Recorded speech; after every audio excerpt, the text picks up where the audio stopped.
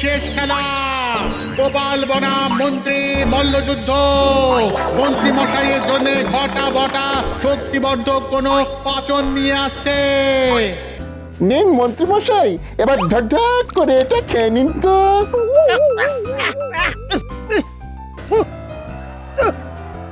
এই এই এটা কি? এটা কি? এটা কুলেখাড়ার রস, খেলে রক্ত আর শরীরে পুষ্টি।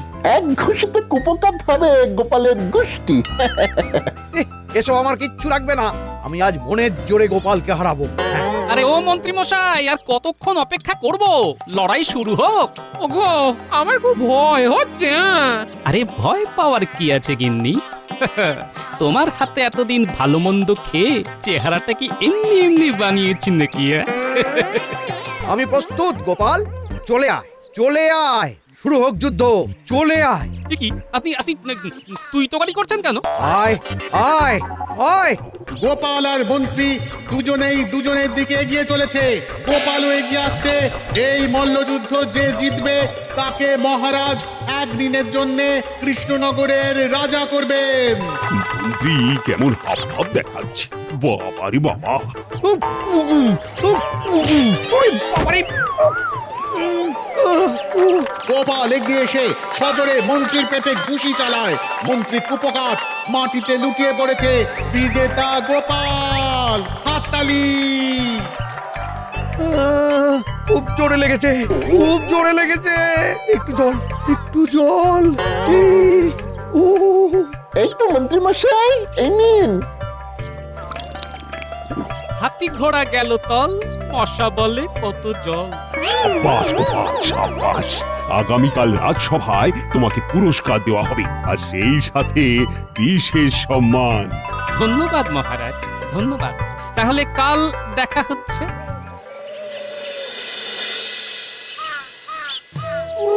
ঘুষি তো নয়, যেন কোনো পাগল ষাঁড় আমাকে গুঁতিয়ে দিয়েছে রে বটা। খুব যন্ত্রণা করছে বলুন। হ্যাঁ, কি মরতে যে গোপালের সাথে বাজি লড়তে গেলাম। আহ, উহ। কালকে তো আবার গোপালকে পুরস্কার দেবেন মহারাজ। হ্যাঁ, হ্যাঁ, একদিনের রাজা হবে। জানি জানি, আমাকে হারিয়ে এই পুরস্কার আমিও এর বদলা নেব। উরি বাবারি, কি ব্যথা রে, উরি বাবারি।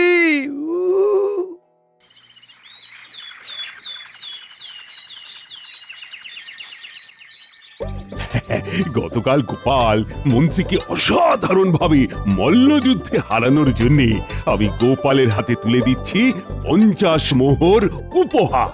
এসো এসো গোপাল, এসো।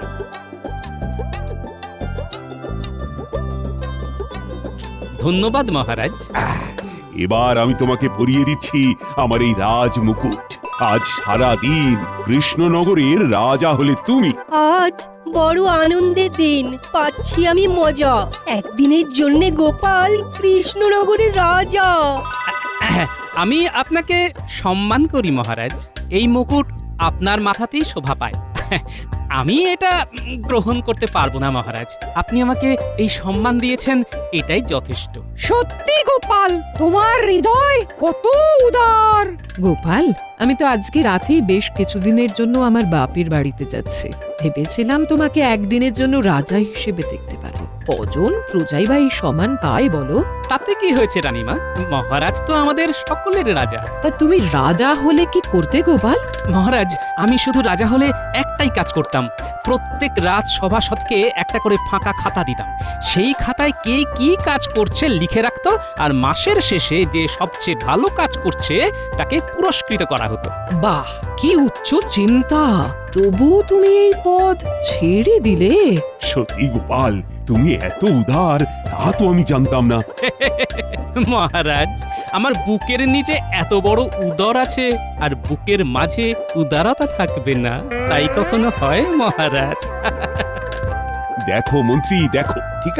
ঠিক আছে মহারাজ, আমি তো দেখবই। আমি দেখে নেব। অনেক দিন ডালপালা নিয়ে খেলাধুলো করেছি, এবার মূলাঘাত হবে। আহ, এই সুন্দর পরিবেশে মাথা গরম করো না তো।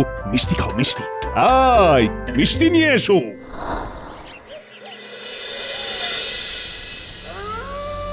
তাহলে বুঝতে পারলি তো তোদের কি করতে হবে? হ্যাঁ মন্ত্রীমশাই, আর কোনো চিন্তাই নেই। আপনি যেমন যেমন বলেছেন কাজ ঠিক তেমন তেমনই হয়ে যাবে। হ্যাঁ,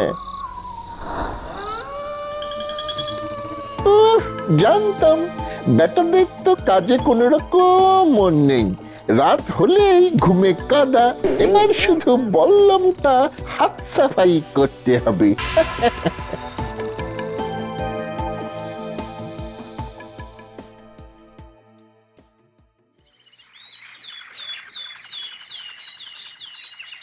কি আমার বল্লম কোথায় গেল? সত্যিই তো, কালকে তো তোর কাছেই ছিল। তাহলে কি হারিয়ে ফেলেছিস নাকি? যতদূর মনে পড়ছে আমার কাছেই তো ছিল। এবার যদি নতুন বল্লম দেওয়ার কথা মহারাজকে বলি, তাহলে মহারাজ তো রেগে আগুন হয়ে যাবেন। খুবই স্বাভাবিক, কারণ কদিন আগেই আমাদের নতুন বল্লম দিয়েছেন। তার চেয়ে বরং আপাতত কদিন লাঠি নিয়েই ঘোরাঘুরি করব, আর বেতন পেয়ে একটা নতুন বল্লম নিজের পয়সায় বানাতে দিয়ে দেব। সেই ভালো। শোনো, তোমাদের সবাইকে একটা করে খাতা দিয়েছি। গোপাল যেমনটা আগের দিন বলেছিল, এই খাতায় আজকে থেকে তোমরা প্রজা কল্যাণমূলক যা যা কাজ করবে সব লিখে রাখবে। আমি ঠিক 1 মাস পরে এই খাতা চেয়ে নেব, আবার তখন নতুন খাতা দেব। সব কাজ আমি আজ রাতেই গুটিয়ে দেব। সবাই প্রশংসা করছে, শুধু মন্ত্রী মশাই একদম ঠোঁটে তালা দিয়ে রেখেছেন। তাহলে নিশ্চয়ই মনে মনে কিছু ফন্দি ফিকির করছেন। কৃষ্ণচন্দ্র, কৃষ্ণচন্দ্র, জানলা খোল। কে কে কে? আমি রে, আমি সুদূর আকাশ থেকে এসেছি। আমি বল্লম বাবা রে, বল্লম বাবা। আমি মহাকাশ থেকে আসছি। তোর সময় ঘনিয়ে এসেছে। আমি কি ভুল করেছি বাবা? তোর জীবনে অনেক পাপ, অনেক হত্যা করেছিস তুই। হত্যা? না না না, এ তো আমি করিনি। তুই আমিষ খাস না? হ্যাঁ, তা খাই। এটাই তো প্রাণ হত্যা রে পাগল। তাই তোকে খুব শীঘ্র মরতে হবে। হি হি হা হা হো হো হা হি। খুব শীঘ্র।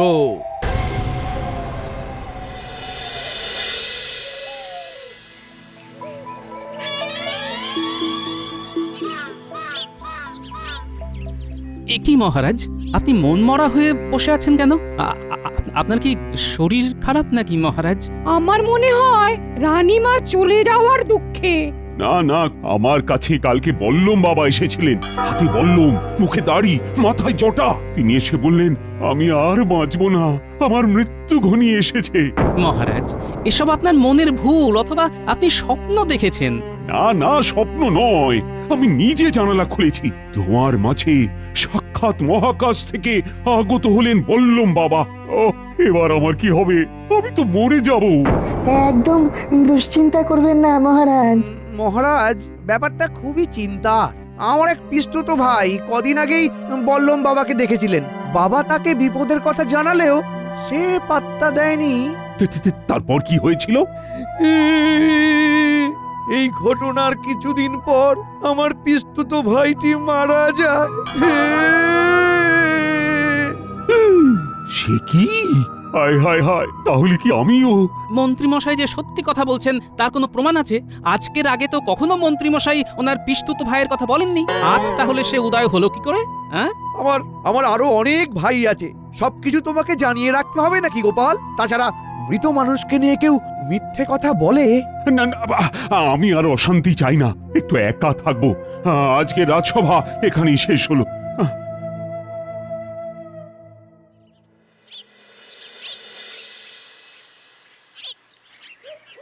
বুঝলি পুটি, তারপরে সেই দানব তেড়ে এলো। গোপাল, মহারাজ তোমাকে ডেকে পাঠিয়েছেন।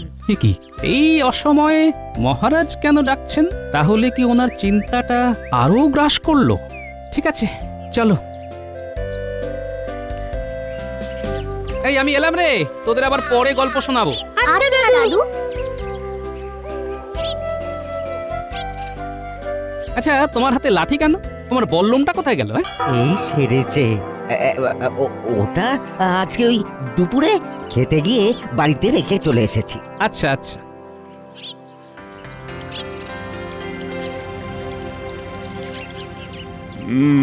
ওই ঘটনা নিয়ে খুব চিন্তা হচ্ছে গোপাল। এ তো অলৌকিক ঘটনা, সাধারণ মানুষ নন উনি।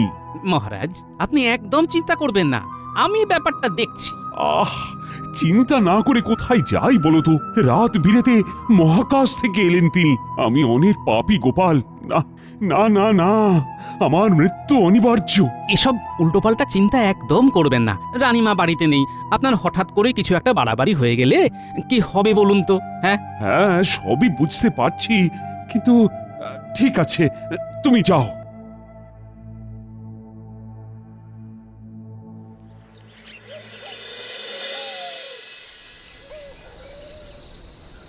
কৃষ্ণচন্দ্র, কৃষ্ণচন্দ্র, ওঠ ওঠ। ওরে বাবা, আবার এসেছেন? না না না, আজকে আর জানলা খুলবো না। তুই কি ভেবেছিস জানলা না খুললে তোর মৃত্যু আটকে যাবে? কখনোই না। তোর মৃত্যু আটকানোর উপায় একমাত্র আমার জানা আছে। যদি জানতে চাস তো জানলা খোল, নইলে সর্বনাশ। না না না, খুলছি খুলছি, জানলা খুলছি। আপনি ঘরের ভিতরে এসে কথা বলুন বাবা, আমি রাজবাড়ির দরজা খুলে দিচ্ছি। ওরে পাগল, আমার যা উচ্চতা তাতে আমি কোনো পার্থিব দরজা দিয়ে প্রবেশ করতে পারবো না। বেশি কথা না বাড়িয়ে যেটা বলছি সেটা শোন। বলুন বললুম বাবা। তোর ঘোর বিপদ শীঘ্র আসন্ন। তোর মৃত্যুর হাত থেকে বাঁচার একটাই উপায়। কি উপায় বলুন বাবা? তুই যদি আগামী 10 বছরের জন্য এই রাজ্যের সিংহাসন ত্যাগ করিস এবং এক কাপড়ে শূন্য হাতে এই রাজ্য ছেড়ে চলে যাস, তবেই তোর বিপদ কেটে যাবে। কিন্তু আমার রানীর কি হবে বাবা? তোর নিজের জীবন আগে না তোর রানী, সেটা ভেবে দেখ। তুই তোর মৃত্যু চাস না বেঁচে থাকতে চাস? আমি যে দিশেহারা হয়ে যাচ্ছি। শুভস্য শীঘ্রম।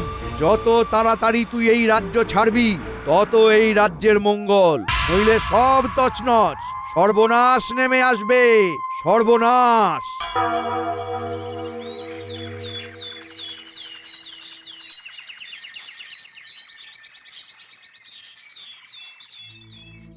এ কি মহারাজ, আপনার একই অবস্থা? চোখের নিচে কালি, গায়ে রাজবস্ত্র নেই, আলুথালু অবস্থা। না না, আর ভালো লাগছে না। রাজবস্ত্র নেই শরীরে, কালি পড়েছে চোখে। এভাবে মহারাজ থাকলে পরে কি বলবে লোকে? শোনো, রাজবস্ত্র তো দূর, এই সিংহাসনেই আমি আর বসবো না। নিজের রাজত্ব, নিজের রাজ্য ছেড়ে অনেক দূর চলে যাব। আমি সন্ন্যাস নেব, নিরামিষ খাবো। এসব আপনার মাথায় কে ঢোকালো বলুন তো? কেন? ওই বললুম বাবা। বললাম না ছাই। আপনি এভাবে চলে গেলে তো আমরা অনাথ হয়ে যাব। এ কি করে সম্ভব? ঘোর অনাচার! জলজ্যান্ত রাজা বলছে সন্ন্যাস ধর্ম পালন করবে। আমাদের রানীমার কি হবে ভেবে দেখেছেন? আমি নিশ্চিত আপনার সাথে কেউ মজা করছেন। এই সামান্য কথায় আপনি সিংহাসন ত্যাগ করে এই কৃষ্ণনগর ছেড়ে আমাদের ছেড়ে চলে যাবেন, তা হয় না মহারাজ। সে কি সামান্য কি বলছো গোপাল? ওই বাবা বাস্তব। মহারাজ আমাদের কাছ থেকে দূরে গেলেও বেঁচে তো থাকবেন। আরে মশাই, আপনি তো অদ্ভুত লোক দেখছি। মহারাজ কৃষ্ণচন্দ্র ছাড়া এই কৃষ্ণনগর অনাথ। ওসব বাজে কথা। জীবন না থাকলে এমনিতেও তো অনাথ হয়ে যেতে হবে। কিন্তু একটা কথা বলুন মহারাজ, সিংহাসন ছেড়ে গেলে রাজ্য সামলাবে কে? কে আবার? আমি সামলাবো। আচ্ছা, সবাই মহারাজের রাজ্যে থাকার পক্ষে কথা বলছে, শুধুমাত্র মন্ত্রী মশাই উল্টো সুরে গাইছে না? তাহলে কি মন্ত্রী মশাই সিংহাসন দখল করার জন্যই এসব খেলা খেলছেন? আহ, তোমরা তোমাদের এই তর্ক বিতর্ক বন্ধ করো তো, আমি তো কিছুই বুঝতে পারছি না। আচ্ছা মহারাজ, ওই বাবা যে আপনার স্বপ্নে এসে আপনাকে রাজ্য ছাড়তে বলেছেন, কিন্তু আপনি চলে গেলে এই রাজ্যের ভার কাকে দিয়ে যাবেন সেটা কি বলেছেন? না বাবা, এরকম কিছু বলেননি। তাহলে দেখুন, বাবা অর্ধেক কথা বলেন। আপনাকে বাবা যতদিন না ওই ব্যাপারে কিছু বলছে। অর্ধেক কথা কি? বাবার জন্য আরো একটু অপেক্ষা করা উচিত। বাবা নিশ্চয়ই আবার এসে এই কথাটাও জানিয়ে দেবেন। তা কবে জানাবে মন্ত্রী মশাই? আমার মন বলছে আজকেই জানাবে। বাহ বাহ বাহ, আত্মবিশ্বাস যেন গুলে খেয়েছেন। তাহলে এই বল্লম বাবার সাথে মন্ত্রী মশাইয়ের কোনো যোগাযোগ নেই তো? তোমরা এখন যাও তো, আমি ভাবছি কাল সকালেই এই রাজ্য ছেড়ে চলে যাব। তার আগে মহারাজ, আপনি রাজদায়িত্ব কাকে দেবেন সেটা তো জানুন। হ্যাঁ দেখি দেখি।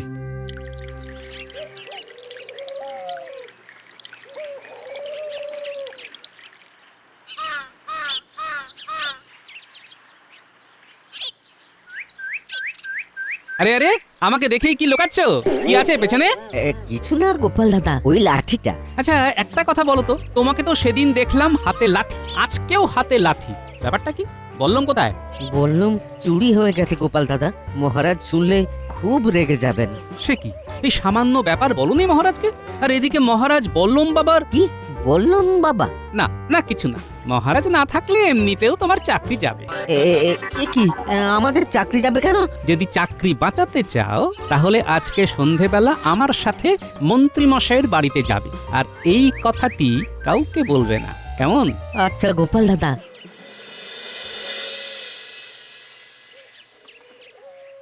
বল্লম চুরি হওয়া, বল্লম বাবার আবির্ভাব, মন্ত্রী মশাইয়ের রাজা হওয়ার অত্যধিক লোভ উৎসাহ, সব কিরকম ওই দুয়ে দুয়ে চার হয়ে যাচ্ছে। একই একই একই, তুমি দুয়ে নামটা পড়ছো কেন? না না গিন্নি, নামটা নয়, এ হলো ষড়যন্ত্রের সমাধান সূত্র। এখন আমাকে এই সূত্র ধরে এগিয়ে যেতে হবে।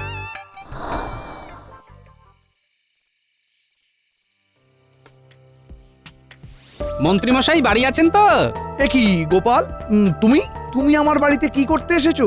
আপনি তো আমাদের রাজ্যের মন্ত্রী, কোনো সমস্যা হলে হয় মহারাজকে জানাবো, নইলে আপনাকে জানাবো, কি তাই না? তা কি তোমার সমস্যা সেটা শুনি। একটু দেরি হয়ে গেল। এ কি, আরে তুমি এখানে কি করছো?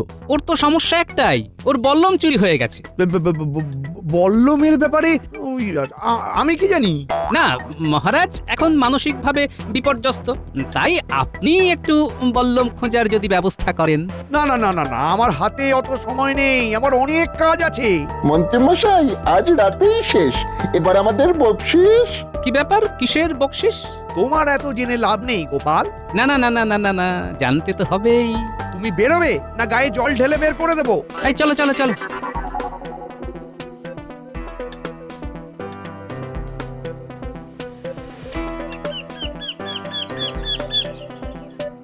শোনো, যা বুঝতে পারছি মন্ত্রীমশাই আজকে রাতে কোথাও বেরোবে। তুমি বাকি প্রহরীদের বলো মন্ত্রীমশাইয়ের বাড়ির আশেপাশে লুকিয়ে থাকতে, আমিও থাকবো। আচ্ছা গোপাল দাদা।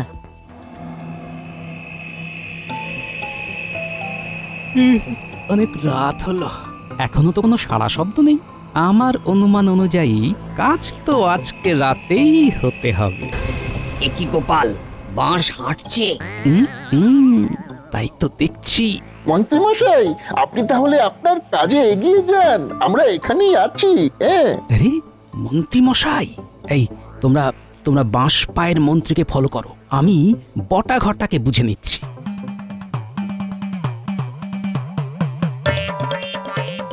এই মাটি করেছে গোপাল, তুমি পালাও পালাও। পালিয়ে যাবে কোথায়? চারদিক থেকে সৈন্য ঘিরে ফেলেছে। ওরে বাবা রে, পড়ে গেলাম রে, কোমর ভেঙে গেল রে। ওরে বাবা রে। এই যে বল্লম বাবা সেজে ছলো না, ভুল হয়ে গেছে, আমাকে ছেড়ে দাও গোপাল, আমাকে ছেড়ে দাও, আমি রাজা হওয়ার জন্য গোপাল। ছেড়ে তো দেব না, ছাড়িয়ে দেব, এই নকল গোঁপ দাড়ি ছাড়িয়ে দেব।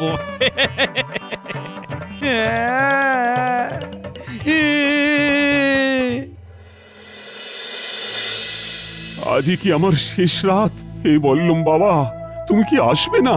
জানলা খোল। বাবা এসেছেন। কি বাবা, আপনার গলার চেহারা দুটোই যে ভারী হয়ে গেছে। মহাকাশে একটা উপগ্রহ খুব বিরক্ত করছিল, তাই তাকে খেয়ে নিলাম। তারপর থেকেই চেহারা আর গলার স্বর দুটোই বদলে গেছে। যাই হোক, তোকে একটা কথা বলতে এলাম। বলুন বাবা, আমি আপনার অপেক্ষায় ছিলাম। শোন, তোর উপর যা কুপ্রভাব ছিল সব কেটে গেছে, তাই তোকে এই রাজ্য ছাড়তে হবে না। যেরকম রাজা ছিলি তাই থাকবি। শুধু শুধু কি বাবা? শুধু একজন লোক আছে যার জন্যে তোর রাজ্যে ক্ষতি আসতে পারে, তাকে 1 বছর কারাগারে বন্দী করে নিরামিষ খেতে দিতে হবে, তাহলেই রাজ্যে খুশির জোয়ার নেমে আসবে। কে সেই ব্যক্তি বাবা? তোর মন্ত্রী।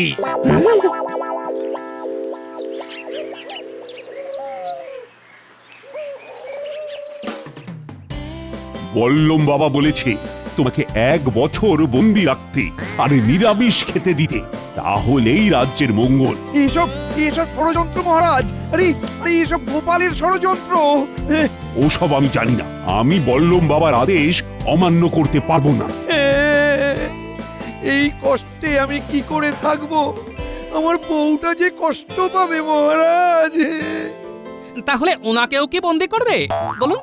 না না না না না না, আমি ঠিক আছি, আমি ঠিক আছি।